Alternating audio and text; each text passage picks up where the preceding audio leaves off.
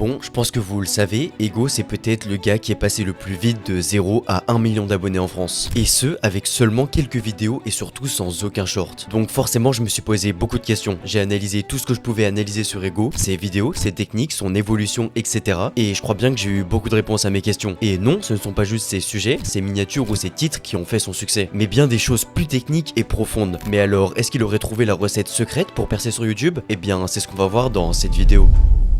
Quand on arrive sur la chaîne d'Ego, il y a plusieurs choses qui nous sautent aux yeux. Le nombre d'abonnés, le nombre de vidéos et la gueule des vidéos. C'est-à-dire des miniatures vides et des titres pas du tout méta. Donc on se dit vraiment que ce gars c'est la plus grosse anomalie possible. Mais en réalité, la vérité elle est bien différente. La première chose à savoir, et pas des moindres, c'est que Ego il a fait beaucoup plus de vidéos pour en arriver là. Mais surtout pas des vidéos aussi artistiquement marquantes, mais des vidéos d'artisans qui veut rentrer dans l'algorithme. Et si tu comprends rien, c'est normal puisqu'on reviendra sur ce concept qui oppose les artistes aux artisans sur YouTube. Pour ça, il faut revenir en 2022, le début de l'aventure pour Ego avec une première vidéo sur Rocket League. Et pour le coup, cette vidéo elle n'a déjà rien de banal. Personne ne poste une première vidéo aussi qualitative. Donc forcément, cette première vidéo va incroyablement bien marcher pour une première vidéo. Alors Ego, il voit bien qu'il y a une occasion à saisir. Et cette occasion, elle semble être dans la niche Rocket League. Alors forcément, il va spam des vidéos en rapport avec Rocket League. Et il va rapidement utiliser ce qu'on appelle une stratégie de développement d'audience par cercle concentrique. Mais ça, on y reviendra plus tard, ne vous inquiétez pas. Ok, c'est simple, j'ai littéralement tout sur Ego, toutes les méthodes qu'il a utilisées et tout le chemin de son ascension. Par contre, j'ai bien peur que la recette ne soit pas aussi simple que ça. En fait, Ego prend littéralement le contre-pied de toutes les techniques pour réussir sur YouTube. Alors forcément, ça soulève un paradoxe. Si Ego a pu réussir en ignorant toutes ses règles, est-ce que ça veut dire que finalement toutes ces règles de viralité sont fausses? Mais est-ce qu'il a vraiment toujours ignoré toutes ces règles pour en arriver là?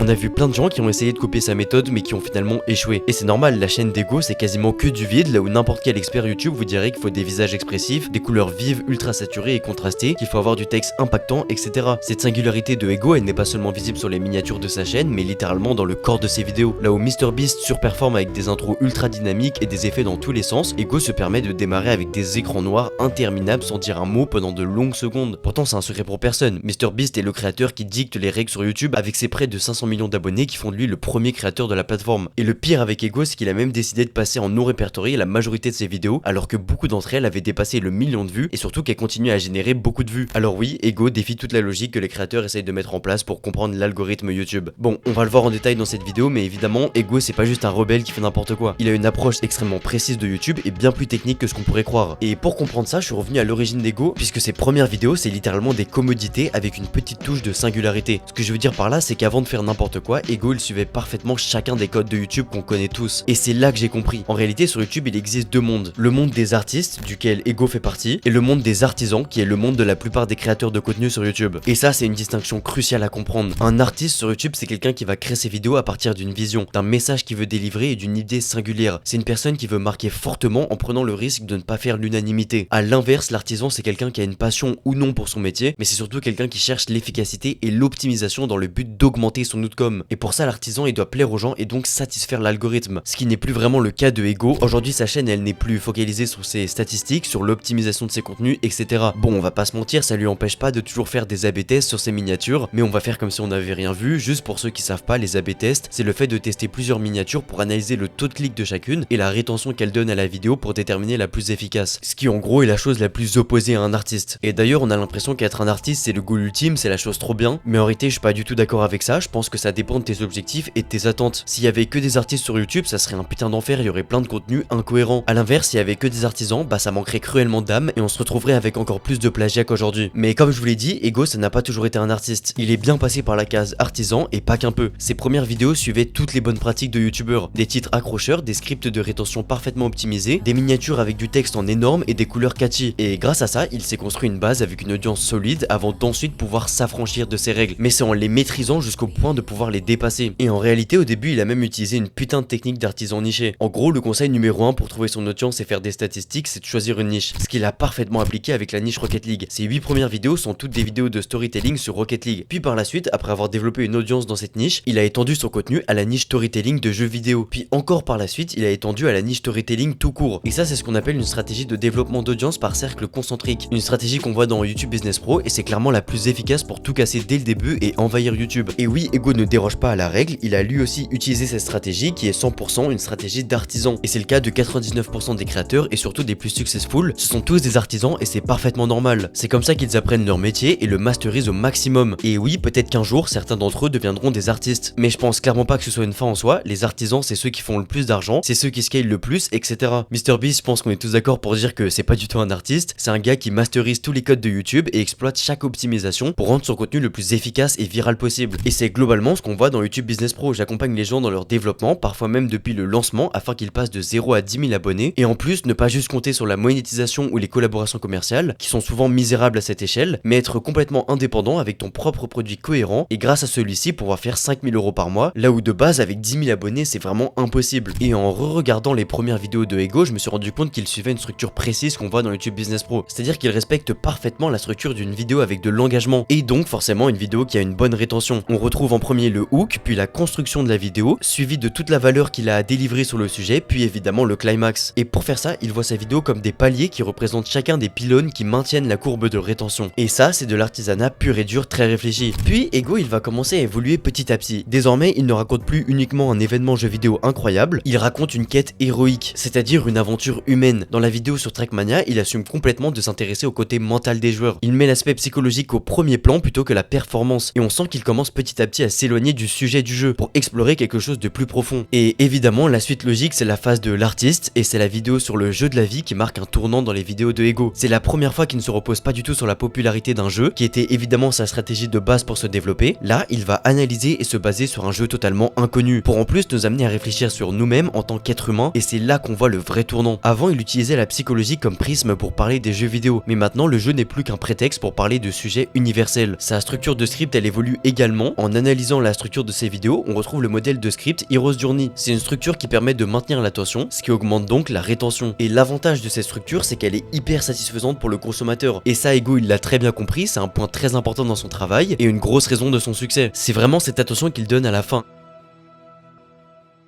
Dans la vidéo Le jeu de la vie, pendant les 2 minutes de conclusion, Ego ne parle plus du jeu de la vie, mais il prend toute l'attention qu'on a mis dans l'histoire de ces petits pixels qui se développent sur un écran, et d'un seul coup il nous dit « Et je me rends compte, à ce moment-là, que ce qui me fascine le plus dans la vie artificielle, en fait, c'est la vie. »